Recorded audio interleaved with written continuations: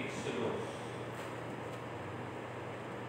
Exodus pangkat 4. Chapter 4.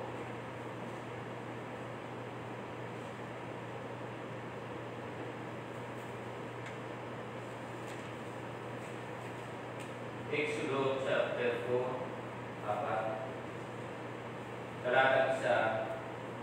Tinanong ni Moises, anong gagawin ko kung hindi makinig sa akin ang mga Israelita at hindi maniwala ang napakita kayo sa akin? 2. Ano yung tangan mo? Dating tanong sa kanya ni Yahweh. Tungkol po, sagot ni Moises. Itiwan mo ko siya. Pinitiwan nga ni Moises at ipinaging anas. Pagsayad sa lupa, kaya siya nagpapakay. Sinabi sa kanya ni Yahweh, hawakan mo sa buntot ng anas. Hinawakan niya ni Moises at ipinaging anas.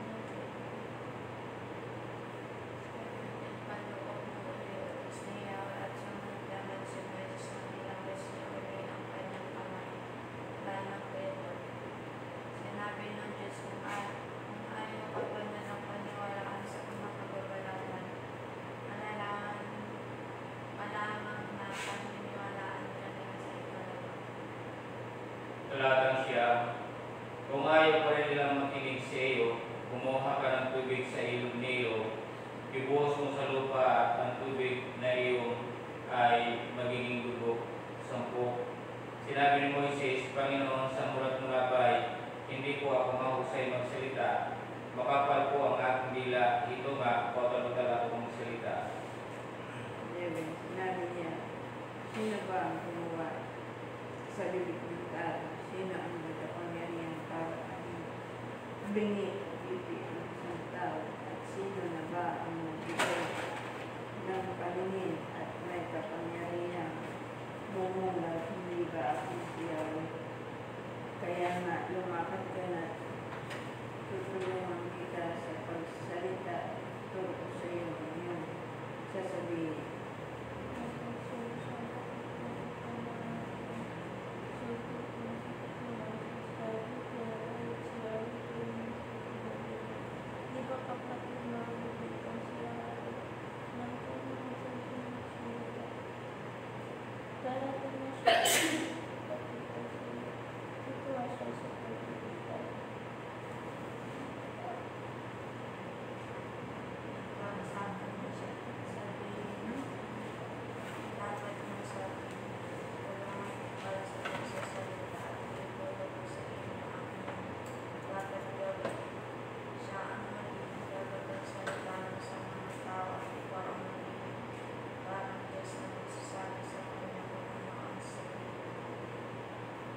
Talatang 17.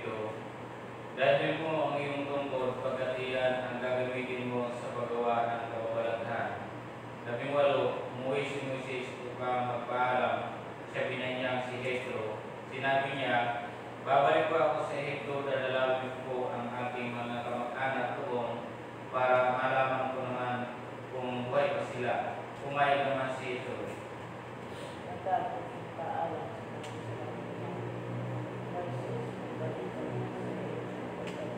Wala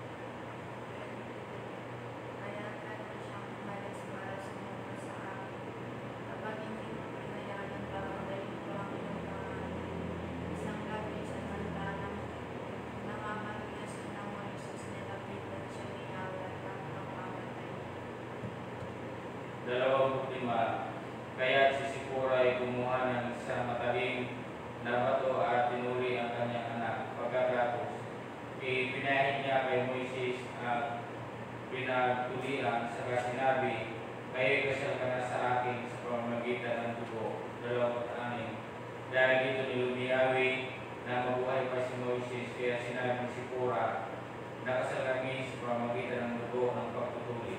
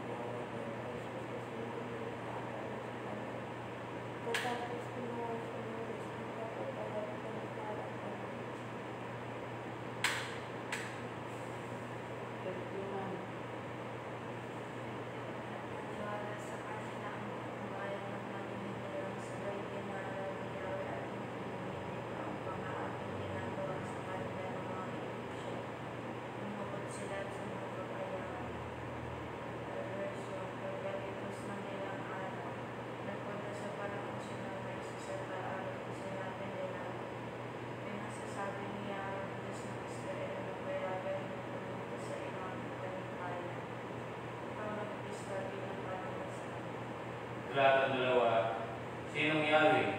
Sino siyang mag-uutos sa akin na payagan kong umalis ang mga Israelita? Wala akong kilalang Yahweh. Hindi ako papayag umalis ang mga Israelita, sagot ng Paraon. 3, sinabi nila, napakita ko sa amin ang aming Diyos, kaya sinasamo namin payagan ninyo kami maglakbay ng 3 araw papunta sa ilan upang maghandog kay Yahweh na aming Diyos.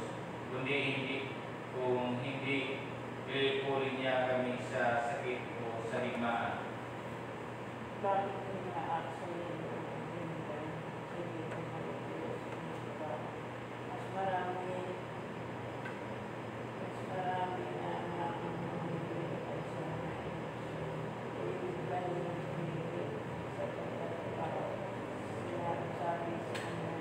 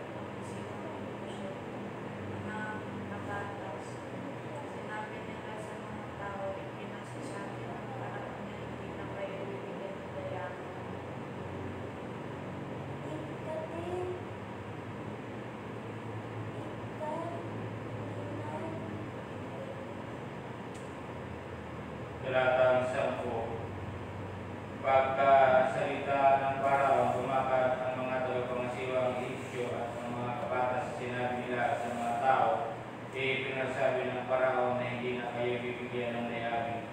Labing 1, kayo na ang bahala mamuha ng kailangan ninyo kung saan mayroon at ang isang gagawin ninyo araw-araw ay sindami rin ng dati. nagalagan na ng mga tao ang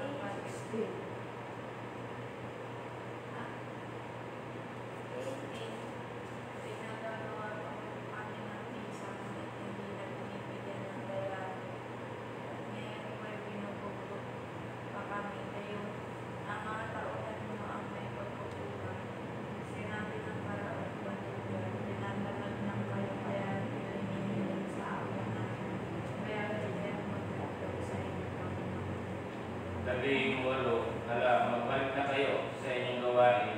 Hindi kayo bibigyan ng dayami at ang gagawin ninyo isa ay sindami dati ng inyong ginagawa. 19, dati ka ng mga kapatas ang hirap ng kanilang katayuan nang sabihin sa kanilang sindami rin ang dati ang kanilang gagawin.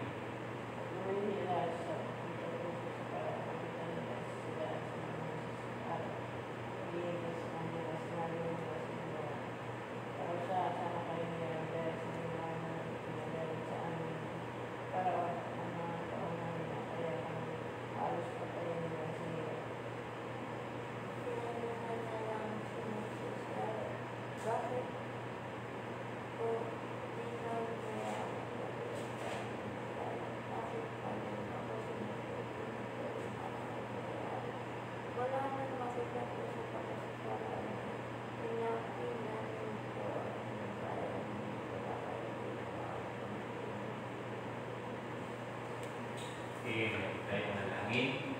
O Diyos na makapangyarihan, kami po ay muli nagpapasalamat sa panibagong umaga na ipinagkaloob sa lahat, Panginoon. At ang salitang ito, Diyos, na iyong ginawad sa amin, maraming salamat. Kayo ang Diyos na tumutulong tulad ng panahon ni Moses, o Diyos, at yung mga Israelita na inaapi, Panginoon, ay handa-handa kayo, Diyos, upang sila ay tulungan sa kanilang sitwasyon, sa kanilang kalagayan. Panginoon, maging kayo naman din, Diyos, sa panahon ni Moses, Panginoon, na sa kanyang katayuan, sa kanyang kalagayan, na kung ano ang mayroon siya, Diyos, ay ginamit niyo, Panginoon, sapagkat, Diyos, kayo ay walang imposible para sa inyo ang lahat. Kaya, Panginoon, kami din sa mga panahon ito, sa lahat, Diyos, ng mga mananampalataya na iyong ginawa, na, Diyos, tinawag niyo kami upang, Diyos, na tanggalin doon, Panginoon God, sa aming mga kalagayan na kung saan na kami ay marahil ay mapapalayo sa iyo. Kaya marami pong salamat sa oras nito, sa mga salitang ginawa ninyo, Diyos, sa amin. Salamat sa tulong sapagkat binago ninyo, Diyos, ang aming mga buhay, ang aming mga pananaw, upang, Diyos, kami ay patuloy, Panginoon, na mamuhay ng sang-ayon sa iyong kalooban, sa matuwid at makatuwiran na pamumuhay, Panginoon. Muli, maraming po salamat at aming dinadalangin sa umagang ito na sa aming pagpapatuloy sa aming gawain, ikaw ang tanging aming nilalapitan, Panginoon, upang ikaw, Diyos, ay amin, Diyos, may taas sa aming buhay. Sa iyo ang lahat, sa tayong pangalan ni Jesus. Amen.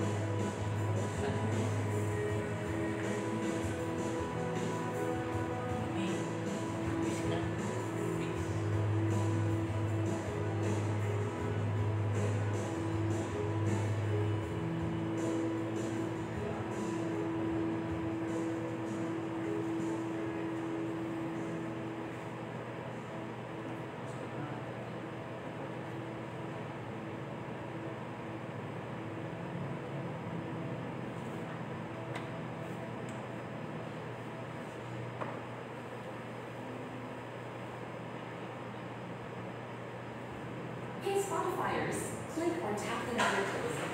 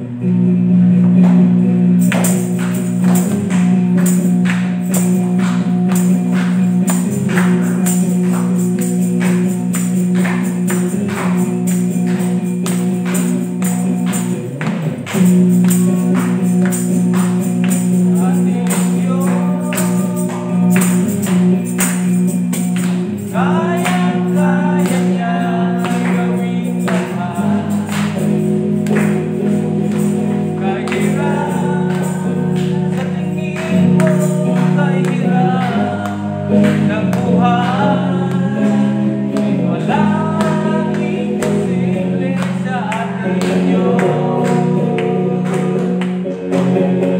Walang imposible sa inyo. Kayang-kaya niya gawing lahat. Kahit hirap sa tingin mo, kahit hirap ng buhay, walang imposible sa inyo. Kayang-kaya ni Jesus, kahit ikaw ay magpalain, higit pa sa'yo inaasa, higit pa sa'yo inihiling, ibibigay ang Diyos. Pangarap niya'y lubos, sobrang-sobrang pagpapala. Tanggapin na.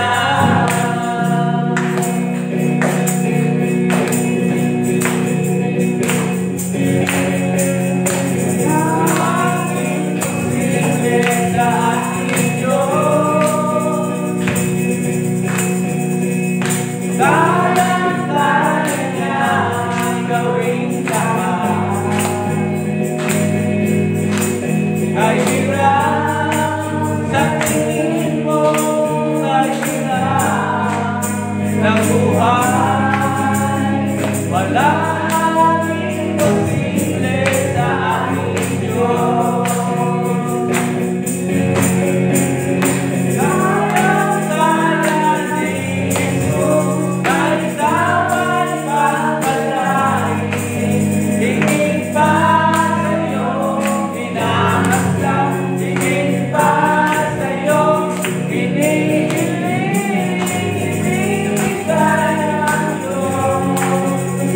Pangarap niya'y lubos, sobrang-sobrang pagpapala. Tanggapin na.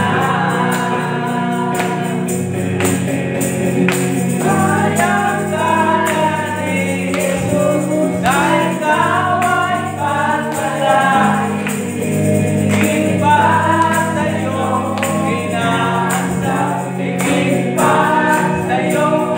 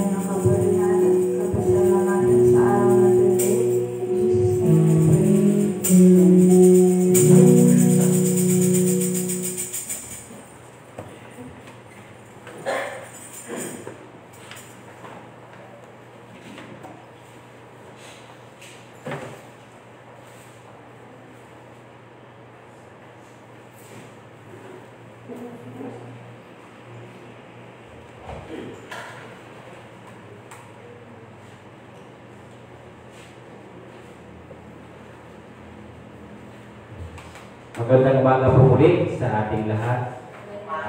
Maging sa mga sumusubaybay sa atin ay magandang umaga. Ngayon ay pang-apat na araw ng ating pagsasama-sama o sa ating morning devotion. Kayo ba ay masaya, mga kapatid? Okay, kahit maagang-maaga, ano po? Okay, so maganda na nagpupuri tayo sa Panginoon na maagang-maaga. Okay? So ngayon ay pag-aralan po natin ngayon, Jesus came to bring hope. So dumating si Jesus upang magdala ng pag-asa. Okay, so pang-ilan na itong topic natin? Naalala niyo pa ba yung topic natin? Naalala niyo pa ba? Okay, kung hindi niyo naalala, siguro may copy po dyan. Pili ba natin yung ipakita yung ating D1, D2, D3, and D4. D1 is stay connected to Jesus. And then day 2 ay Jesus is the good shepherd. And then number 3 is Jesus is the only way. And today is Jesus came to bring hope. Okay, so ngayon sa pang-apat na ito ay pag-usapan natin ngayon yung pag-asa. Okay? Tayo ba ay mayroon pang pag-asa? Okay, so ang diwa ng Pasko, kung bakit po pumarito yung ating Panginoon, siya ay ibinigay ng ating Ama upang ang lahat ay bigyan ng pag-asa. Tama po? Tayo po lahat ay tumayo at tayo po ay magbabasa sa aklat ng Juan, chapter 5, verse 1 hanggang 9. Juan, pangkat 5, talatang 1 hanggang 9. Or John, chapter 5, verse 1 hanggang 9. So, kung kayo po ay naririyan na, ay ating pong basahin. O kung wala po kayong dalang Biblia, ay ano na lang po sa ating screen. So, 5, talatang 1. Pagkaraan ito ay dumating ang pista ng mga Hudyo at pumunta si Jesus sa Jerusalem. Sa lungsod na ito, malapit sa pintuan ng mga tupa, ay may malaking deposito ng tubig na may 5 portiko. Kung tawagin ito sa wikang Hebreo ay Bethesda, na titipon dito ang maraming may sakit, mga bulag, mga pilay, at mga paralitiko. Hinihintay nilang gumalaw ang tubig, sapagkat may panahong bumababa ang isang anghel ng Panginoon at kinakalawkaw ang tubig. Ang maunang lumusong pagkatapos makalawkaw ang tubig ay gumagaling anuman ang kanyang karamdaman. Doon may isang lalaking 38 taon na may sakit at siya ay nakita ni Jesus. Alam nitong matagal nang may sakit ang lalaki. Tinanong siya ni Jesus, ibig mo bang gumaling? Sumagot ang may sakit, Ginoo, wala pong maglusong sa akin kapag nakalawkaw na ang tubig. Patungo pa lamang ako roon ay may nauna na sa akin. Sinabi sa kanya ni Jesus, tumindig ka, dalhin mo ang iyong higaan at lumakad ka. Siyam at pagdagay, gumaling ang lalaki, dinala ang kanyang higaan at lumakad. Tayo po'y manalangin. O Diyos na makapangyarihan, kami po'y naririto upang o Diyos lumapit sa iyo, Panginoon. Sa mga wala ng pag-asa, ikaw ang tunay naming pag-asa, Panginoon. Tulad ng aming nabasang ito, Panginoon, ikaw ay Diyos na walang imposible para sa inyo. At wala nang higit sa iyo, Panginoon. Kayo ay walang katulad, Panginoon. Kaya, O Diyos, in particular events, Panginoon, Lord, kayo nga po ay kumilos sa mga taong nangangailangan, Panginoon, na nawawalan na ng pag-asa. Tulad din namin sa araw na ito o sa panahong ito, Lord, ikaw ay pumarito upang kami panumbalikin, palakasin, bigyan ng pag-asa ang bawat isa. Ito po ang aming dalangin sa tayong pangalan ni Jesus. Amen. Tayo po'y makakaupo na. Okay, so dito sabi natin, ang Panginoon ang nagbibigay ng pag-asa. May mga tao ngayon na hopeless. Di po ba? Pero lagi natin pakakatandaan yung ating sinasabi, Jesus our living hope. Siya ang Diyos na buhay na ating maaasahan. In particular event or chapter, mapapansin po natin dito ay tungkol po ito doon sa mayroong mga may sakit o karamdaman. Okay? Pero hindi lang po ito. Maraming mga bagay po na pwedeng bigyan ng tao ng pag-asa ng ating Panginoon. Kaya nga lang po, ang ating pong nabasa dito is doon sa nakapartikular lang talaga ito, doon sa may mga karamdaman. Alam po ba ninyo na hindi huwiro ang may karamdaman? Di ba?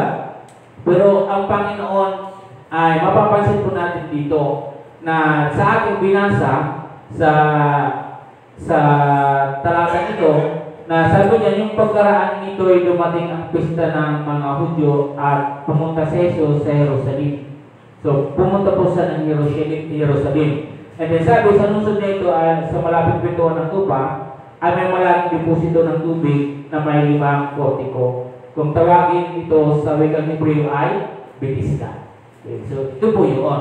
So ang nangyayari po dito ay marami po pumupunta doon na mga may sakit na ang kanilang pag-asa ay sila ay gumaling. Tama po ba? So lahat ng may mga karamdaman, ang gusto talaga nito ay gumaling. Tama po? Parang nawalan sila ng pag-asa. Okay? Talagang nawalan ng pag-asa. Kaya ang ginagawa nila na ang tanging pag-asa lamang nila ay yung makalawkaw yung tubig. At kailangan sa pagkalawkaw doon ay dapat magarating agad sila doon para sila ay gumaling. Tama po ba? Mayroon po isang may sakit po rito na ilang taon na po at alam naman din ng Panginoon na may sakit siya. 38 taon na may karamdaman. Matagal po yung kapatid. At hindi po biro po yun yung gamutan. Tama po? Ang kanilang inaasahan ay para pumunta doon, abangan yung panahon na kung saan ay bababa yung anghel ng Diyos. Yung panahon yung inaantay nila. Isipin nyo mga kapatid yung 38 taon. Di po ba? At hindi lang po yun, napakarami pa po may karamdaman, hindi lang po siya ang may karamdaman. Hindi nyo ba alam mga kapatid bagay sa panahon natin ngayon? Sino yung mga inaasahan natin para tayo ay gumaling? Ang tinutukoy ko lang in particular events mga kapatid. Doon sa mga banda po na may inaasahan tayo, ihiwalay muna natin yan, halimbawa yung may mga may sakit. Punta tayo dun sa isang bagay na nangangailangan ka. Diba? Yung inaasahan mo na isang tao. Diba? And then, sa inaasahan mo pa naman na yung alam mong makakatulong sa'yo, pero kung sana ikaw ay lumapit na, ay ikaw ay nabigo. Diba? So, may mga bagay po na ganyan, hindi lang sa katulad nito. Pero, diinan po natin itong event na ito sapagkat napakahalagang bagay. Okay? So, hindi lang po siya yung may sakit. Yung tinukoy po doon, may mga bulag, may mga, ano pa po itong nakalagay? So, sabi dyan, may paralitiko, and then may mga bulag at pilay dito na binabanggit. Tama po ba? So, ito lang yung tanging pag-asa, wala nang iba. Pero sabi po natin na si Jesus ang buhay na pag-asa. Pinadala dito ng Ama yung kanyang anak na si Jesus upang bigyan ng pag-asa ang lahat ng tao. Lahat ng tao ay nawawala ng pag-asa. Maging sa panahon natin ngayon. Kahit itong Pasko na ito, may mga tao pa rin na walang pag-asa. Tama ho? So, ang Paskong ito ay, ang diwa ng Paskong ito, yung pagsilang ng ating Panginoon, pinadala po rito, ay para bigyan ka ng pag-asa. Na huwag kang maging matamlay, huwag kang ma-discourage, huwag kang ma-disappoint.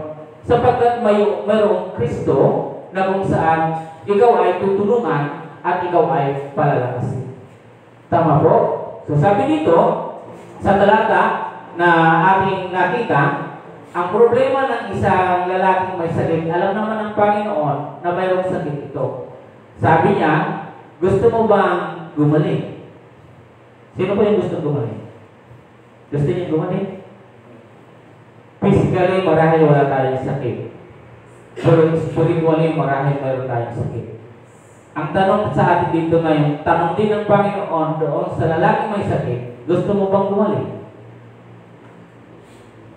Diba? Gusto ba natin gumaling? Anong sagot po ng Ginoo? Anong sinagot po?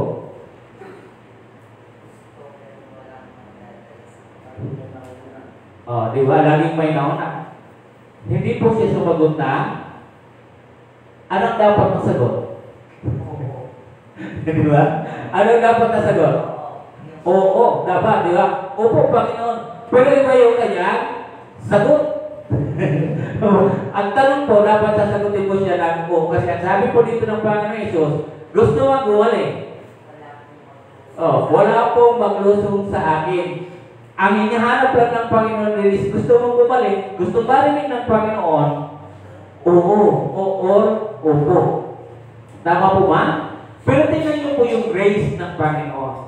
na sa kabila nun, alam naman din kasi ng Panginoon na mayroon talaga siyang karamdaman. Tama po? So, yung lahat ng tao doon, ang lahat ng inaasahan talaga nila, ang bantayan yung deposito para may gumalaw ko ng tubig. Ang nakalulungkot lang sa mga tao na naroroon, si Jesus ay naroroon na. Pero ang inaantay pa rin nila, yung anghel ng Diyos para magumalaw ko doon. Pero hindi nila alam, ano na sa lugar nila si Yesu Kristo. Kaya nga pumunta ang Panginoon doon para magbigay ng kagalingan. Alam niyo itong Paskong ito, yung sinasabi lagi natin yung diwa ng Pasko, si Jesus ay naririto eh. Pero ang nangyayari yung mga tao ay hindi aligaga, hindi nila alam ang kanilang ginagawa, na ang inaasahan nila na yung tubig nagkalawkawin, pero yung pag-asa talaga ay naroon na si Jesu Kristo. Tama po ba? So nag-aantay pa sila doon na pumunta yung tao na yung anghel na yun, pero ang Panginoon andoon para sila ay tulungan. Di ba? Minsan ganun tayo. Kaya dito sa event na ito, mapapansin po natin na napansin po dito ni Jesus yung isang may sakit. Kaya tinanong. Kaya sa pagkakataon na yun, simple lang sinabi ng Panginoon. Ang sinabi, tumindig ka. Di po ba? Yun yung po sinabi po doon ng Panginoon. So, nakinig po itong lalaki at unti-unti po siya gumaling. Tama po? Ang minsan mahirap sa atin, minsan may karamdaman tayo, wala minsan tumutulong. Mahirap po kahit humingi ka po ng saklolo, o kung mayroon mong tumulong, kaya lang kulang. Kung hindi talaga siya enough para sa kalagayan mo. Isipin po ninyo yung 38 taon. Yung sakripisyo ng katawan, yung mga tao na maraming may tumulong, pero sa haba ng taon na yun, di ba sa haba ng taon na yun, palagay nyo ano kaya yung iisipin na ng tao? Baka hindi ka napansinin. Di po ba? Yung kalagayan po nito ng lalaki, na habang siya naroroon, sabi niya, Ginoo, bago pa man ako makapunta doon, mayroon na nauna sa akin. Wala po sa aking magkarga, wala po sa aking magdala doon. So maliwanag na walang tumutulong sa kanya dahil lahat ay nangangailangan ng kagalingan. Paano po sa punto pag tayo ay dumating sa kanya? Kaya yung binabanggit natin, Jesus is our living hope. Jesus came to bring hope. Siya ay pumarito dito para magbigay ng pag-asa sa bawat isa sa atin. Kung ang pag-asa mo yung ibang tao, kung ang pag-asa mo ay doon sa financial na bagay, o sa anong pa mang mga kapatid, hindi po yung makatulong sa atin. Si Jesus talaga ang kailangan natin. Tama po? Okay. So, mayroon tayong 3 bagay na pag-aralan dito. So, binasa ko na po ito sa inyo kanina. Nasabi ko po, ang partikular na kabanatang ito ay nagbigay sa Jesus ng pag-asa sa mga nangangailangan ng pagpapagaling. So, mahirap po talaga may karamdaman. Okay, so, sabi dyan, in whom do we find our hope? Kanino natin matatagpuan ang ating pag-asa? So, number 1, sabi niya, for those with diseases that seem incurable, Jesus is our only hope. Para sa mga may sakit na tinawalan ng lunas, si Jesus ang tanging pag-asa. Tama po? Itong taong ito, sa 38 years, wala na po siyang pag-asa gumaling. Lahat ng mga tao na pumunta doon na may karamdaman, ang tingin nila, wala na kaming pag-asang gumaling, kundi ito na lang, kapag may gumalaw-gaw na anghel ng Diyos, dito na lang ako gagaling. Ang nakalulungkot lang sa panahon na yon, hindi nila alam na doon na si Jesus na kaya sila pagalain. Minsan tayo, may mga pagkakataon na ganyan. hindi na natin napapansin yung ating Panginoon. Ang napapansin na lang natin kung ano yung mayroon tayo, kung ano yung sino yung alam yung makakatulong. Di ba? Hindi na natin napapansin si Jesus na minsan siya ay sa buwiran natin, nandiyan naman na pwede mo naman siya tawagin. Kasi ang tingin na lang kasi nakapokus tayo doon sa isang bagay na ay yun yung magpapagaling sa atin. Di ba?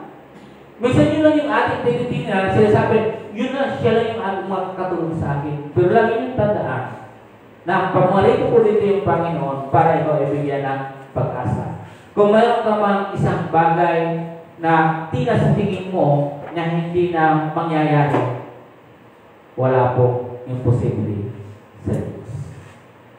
Wala po siyang katulad, wala nang higit sa Kanya. May gagawin siya ang Panginoon. May gagawin ang Panginoon sa iyo maging sa mga oras na ito. Tama po ba? Yung binabanggit po dito incurable. Sa tiwala na talaga, yun na lang. So, ito yung mga hopeless na tao. Okay? Yung mga tao na wala na talaga inasahan, kundi yung Panginoon. May gusto man sila puntahan, pero wala talaga. Okay? Kaya ito, malungkot sa kanyang kalagayan na bago pa man siya doon dumating, mayroon ng laging nauuna. So, wala na. Kaya, kapatid at kaibigan, yung Panginoon pumarito para bigyan ka ng pag-asa. Ikaw at ako ay binibigay niya ng pag-asa. Tama po? Okay. So, pangalawa, sabi niya, for those who are sick, ask Jesus for help because Jesus is our only hope. Nung tumungo na po nun ang Panginoon, di ba, galing po siya doon sa isang lugar sa pista, pumunta po siya ng Jerusalem. So, sa panahon na yun, alam na ng Panginoon na siya ay nangangailangan ng kagalingan. Alam na rin na siya ay mayroong sakit. Isipin niyo mga kapatid, sa daming may karamdaman. Pero itong taong ito, ang nakita ng Panginoon. Anong mayroon? Di po ba? Andun niyang sa kanyang puso na gusto niyang lumapit. Doon lalo sa binabagin po na may kumalaw-kaw, talagang andun yung kanyang pagpupurski. Sa buhay natin, kailangan natin na hanapin sa natin ang ating Panginoon na magtiwala tayo sa Kanya na siya talaga ang Diyos na ating pag-asa, na siya yung magbibigay sa iyo ng kagalingan. Tama po? Kaya sabi dito na para sa mga may sakit, humingi ng tulong kay Jesus dahil si Jesus lamang ang iyong pag-asa. Kaya nung sinabihan po siya ng Panginoon, gusto mo pang bumalik? Pero kung titignan yung talata, alam na ni Jesus na siya ay mayroong karamdaman. At naghahanap talaga siya. Tama po? May mga may sakit na bakit hindi kaya ng Panginoon napansin yung iba? Alam niyo mga kapatid, mayroong ngayong pangangailangan tayo minsan. Yung nangangailangan tayo dahil talagang gusto natin magkaroon ng gano'n. Pero alam po ba ninyo na minsan nangangailangan lang tayo sa isang bagay, kailangan lang natin ng Panginoon para matanggal tayo sa isang problema. And after po noon, kahit magpasalamat, minsan nga, hindi na tayo lumadalo kasi pagkatakuhan na natin ang ating kailangan. Bakit ko po yung nabanggit? Yung 10 ito, sila lahat ay mayroong karamdaman. Gusto nila na kagalingan. Kaya tumawag sila kay Jesus. Sabi niya, Son of David, have mercy on us. Nakita ng Panginoon. Lahat sila. So dahil humingi sila, binigyan sila ng kagalingan. Habang naglalakad pa lang na dapat magpasurin sa sarkote, doon pa lang, pinagaling na. Pero may isa puro na bumalik agad kay Jesus para magpasalamat. Tama po? May mga gusto ngayon ng tao na bumalik. Gusto si Kristo. Pero pag nakuha na yung kanyang kailangan, wala na. Tama po ba? Ito yung isang bagay na nakita ng Panginoon sa taong ito sa 38 taong may karamdaman. Dahil iba ang kanyang iba ang kanyang ginagawa at talagang gusto niya na gumaling. Kita dito ng Panginoon na pag pinagaling dito, kapag pinagaling ng Panginoon, siya ay talagang mabibigay ng karangalan sa Panginoon. May mga tao na pag pinagaling, wala nang hinihay dahil nakuha na nila ang kanilang gusto. Kaya yung shop na binanggit ko sa inyo, wala na. Sabi, bakit yung foreigner na lang yung pumunta? Nasaan pa yung, bakit Samaritano yung dumating? Bakit yung shop hindi na nagpasalamat sa akin? Di ba? So, sinasabi ko sa inyo, ito ay talagang napansin ng ating Panginoon, natuunan ng pansin ng ating Panginoon, itong tao ito. Tama po ba? So, kasi mayroong mga tao talagang nangangailangan ng kagalingan. Hindi ko sinasabi na hindi sila pagagalingin. Pagagalingin ng Panginoon. Tama po ba? Kaya nga lang po, ito ay nakita ng Panginoon sapagkat nakita niya na ito yung puso niya ay talagang gusto hinahanap po talaga niya ang Panginoon. At sigurado ng Panginoon na siya ay kanyang pararangalan. Tama po? Kaya ito mga kapatid na itong lalaking ito, kaya sinabi, gusto mo bang gumaling? Sabi niya, then sabi dito, sabi niya, wala po sa aking magdala isang magandang bagay sa pagkakataon na yun na tinulungan siya ng Panginoon. Hindi na po siya dinala. Nakita niyo po ba yung talata? Hindi na po sila dinala doon sa tubig. Hindi na kailangan kalawkawin ang tubig dahil ando na si Jesus ang pag-asa. Minsan tayo ay ganyan. Di ba? Hindi mo na kailangan dalhin doon yung sarili. Kundi ngayon pala, dahil ang Panginoon ay naririto na, sabihin mo, yes, Lord, gusto ko na gumaling. Tama po? Hindi mo na kailangan pumunta doon. Hindi mo na kailangan magkalawkaw. Hindi mo na kailangan na oras doon magbibigay ka. At ito yung pangatong na ating tatalakayin.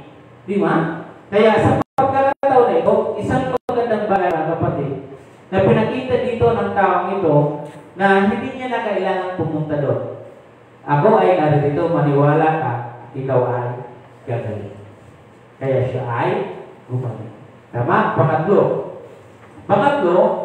for those who are sick, what you need at this time is Jesus because He is your only hope. Sabi niya, para sa mga may sakit, ang kailangan mo sa panahon ito ay si Jesus, dahil si Jesus lang ang iyong pag-asa.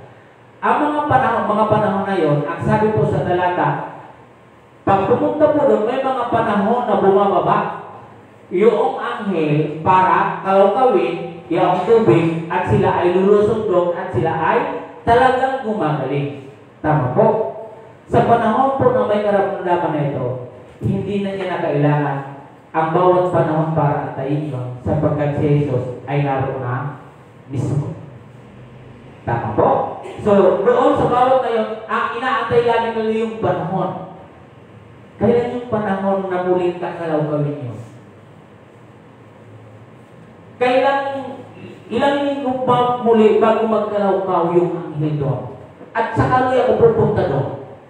Sila'y nagbabantay kung kailan sila, kung kailan bababaron. Di ba? So, ang panahon na iyon mga kapatid ay nagpapakita din mga kapatid na ang Panginoong Hesus ay naroroon na. Hindi mo na kailangan mag-antay sapagkat ang Panginoong Hesus ay naririyan na lumapit na tayo sa ating Panginoon. Kaya sa panahon na iyon, hindi niya na kailangan antayin pa yun sapagkat lagi nang mayroong nauna. Sa panahon natin ngayon, ang gusto laging siya ang laging nauna. Bakit sino ba ang ayaw bumalik?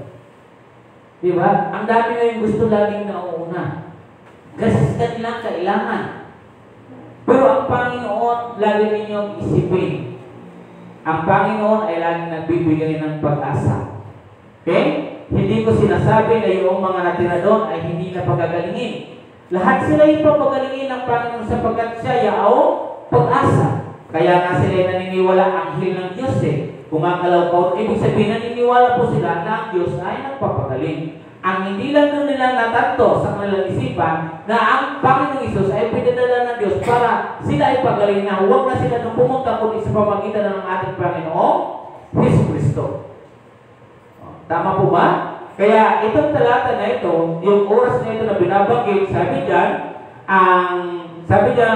para sa mga may sakit, ang kailangan mo sa panahon ito ay si Jesus. Ang panahon natin na ngayon ay kailangan na natin talaga yung ating Panginoon upang bigyan ka ng pag-asa.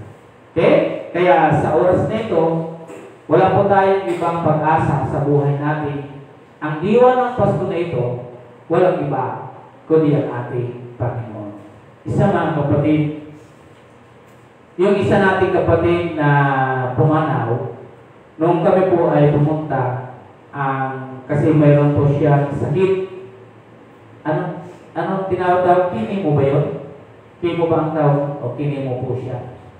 Ngayon, nung kinausap ko po siya, tumawag po ako, ang sabi ng doktor, kailangan ninyong manalangin.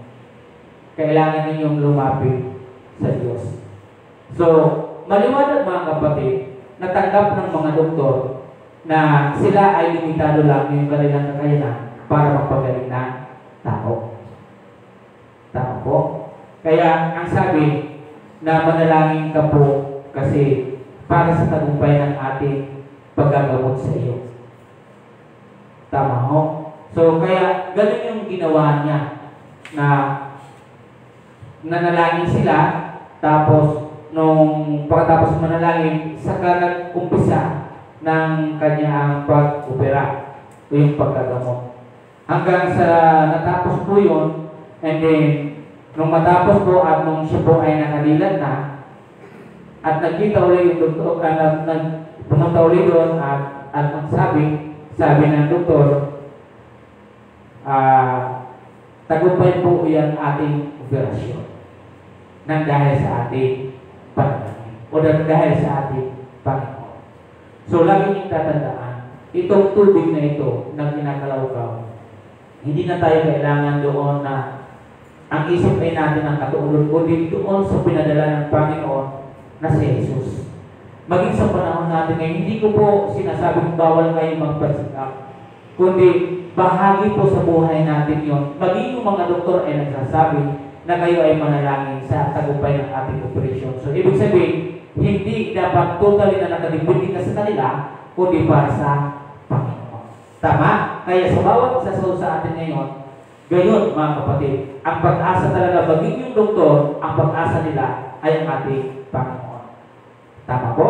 Kaya sabi dito, sa ating pagtatapos, si Jesus ang ating buhay na pag-asa upang pagalingin ang pagod ng ating katawan at pagod ng ating isipan.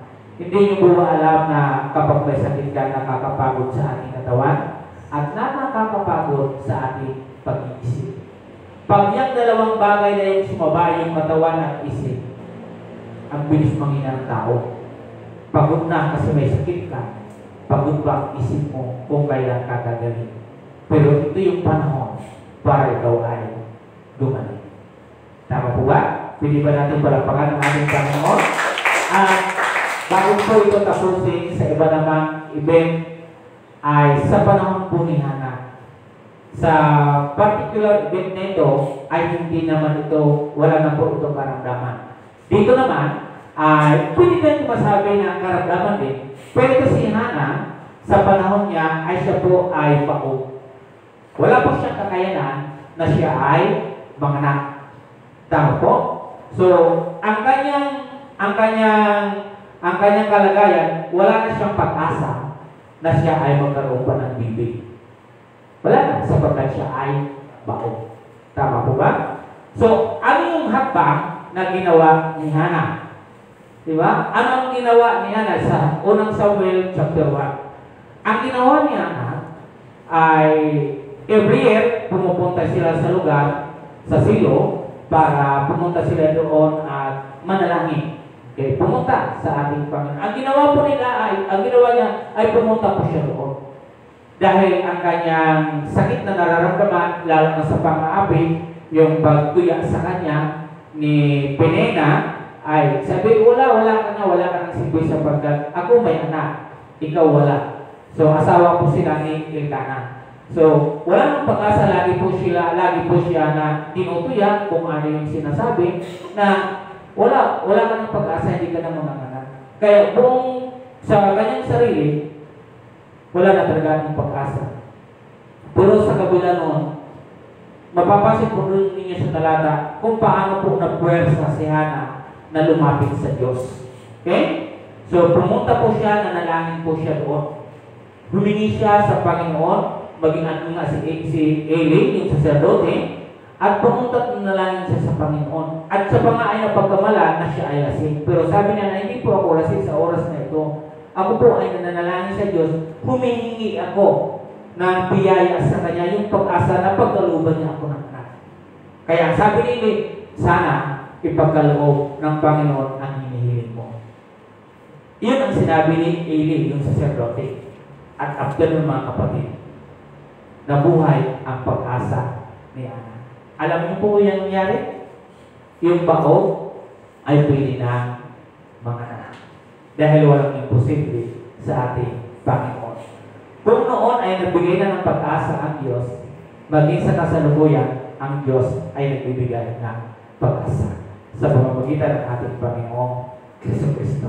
Kaya sa panahon ni Hannah, ang sabi niya, kung ako ay magkakaroon ng anak, Panginoon, aking ibibigay sa iyo. At nanganak po siya, ang pangalan po ay Samuel. At itinalaga niya yun doon sa templo at doon po lumaki si Samuel. At siya po yung propeta Samuel. Tama? Lahat tayo buhay ang pag-asa. Sapagkat si Kristo ay pinadala dito ng Panginoon para buhay yung ating pag-asa. Tayo po lahat ay tumayo at tayo po ay manalangin. O Diyos, ng mga pangyarihan sa lahat, kami po ay nagpapasalamat. Sa oras na ito, Panginoon, maging dito sa aming tinalagay na isang taong sa tingin niya wala ng kagalingan. In 30 years, O God, na siya ay nasasaktan yung kanyang katawan, ang kanyang isipan, kung paano siya gagaling. Lord, walang imposible po sa inyo. O Diyos, sa lahat ng mga may karamdaman o nawawalan ng pag-asa, kayo, O Diyos, ay tumutulong. Ang kailangan lang namin, O Diyos, ay hingin ito sa iyo, Panginoon. Andiyan na kayo, Panginoon. Hindi na katulad ito ng panahon ay pumunta doon para gawin ito. Subalit sa pagkakataon na ito, Panginoon, andiyan na kayo. Kayo ang aming pag-asa. Lord, yung panahon na aming ilagak namin sa iyo, sapagkat kayo, Diyos, ang aming pag-asa. Pagpalain niyo, Diyos, ang bawat isa. Sino man sa amin ngayon ang mayroong karamdaman, narito, Diyos, dinudulog at tinataas ko ang bawat isa. Lord God, ibigay niyo nawa, Panginoon God, at pagkalugan sila ng complete healing sapagkat, O Lord, kayo, Diyos, ang aming buhay na pag-asa. Panginoon, salamat po ng marami bagay sa mga sumusubaybay sa amin. Lahat ng aming dinadalangin dito may mga karamdaman na niniwala kami, Panginoon, sa iyo lamang pumunta. At sapat na yon at kayo ay magpapagaling sa bawat isa. Lord God, pagpalaan niyo rin yung bawat trabaho ng bawat isa, yung bawat businesses ng aming mga kapatiran, pagpalaan niyo po yung aming mga kalusugan upang, O Diyos, ay lagi kaming magiging malakas at magbigay sa iyo ng karangalan. Malabanan namin, O Diyos, yung mga kumakalat at mga bacteria, viruses. Lord God, tulungan niyo kami, Panginoon. Lord God, I pray sa lahat ng mga estudyante na may pagpalain ang bawat isa. Lahat ng aming mga pinapanalangin sa ibang bansa ng aming mga kapatid or relatives of all our members here, Lord, pagpalain niyo po sila, Panginoon. Lord God, ang aming bansa, tanging ikaw, O Diyos, ang aming pag-asa. Tulungan niyo ang bansang ito, Panginoon. Ikaw ang pag-asa namin, Panginoon. Lord, salamat at pagpalain niyo ang aming bansa at patuloy niyo po ito gagabayan, Panginoon. And also I pray all the pastors, all the missionaries, all the leaders, and every churches, O God. I pray, Panginoon, na patuloy niyong pagpalain ng bawat isa at patuloy namin ihayag ang iyong dakilang pangalan. I pray, Panginoon God, sa lahat ng ito naniniwala kami na kayo ang patuloy, Diyos, na magkakaloob nito, Panginoon. And also, I pray sa aming pansamantalang paghiwa-hiwalay, lumayo kami ng mapayapa at maayos, at samahan niyo kami, gabayan niyo kami, Panginoon. Lord, ipasok niyo sa araw na ito yung pagpapala na nakalaan para sa amin. At kami, Diyos, ay maging channels of blessings sa Panginoon. Kami ay maging kaluyan ng pagpapala ko, Diyos. Maraming pong salamat. At sa aming pagpapatuloy sa gawain na ito, ibayang lakas ang aming hinihingi, Panginoon. Salamat po ng marami. Itaas po natin yung ating isipan, yung ating puso para sa Panginoon. Naway, sumaating lahat ang biyaya at pagpapala ng ating Panginoon Kristo, ang pag-ibig na walang hanggan ng ating Diyos Ama, at sa pagpisan ng Banal na Espiritu Santo ay sumaating lahat ngayon at magpagalaman ang lahat ay nasabi namin. Amen. Maraming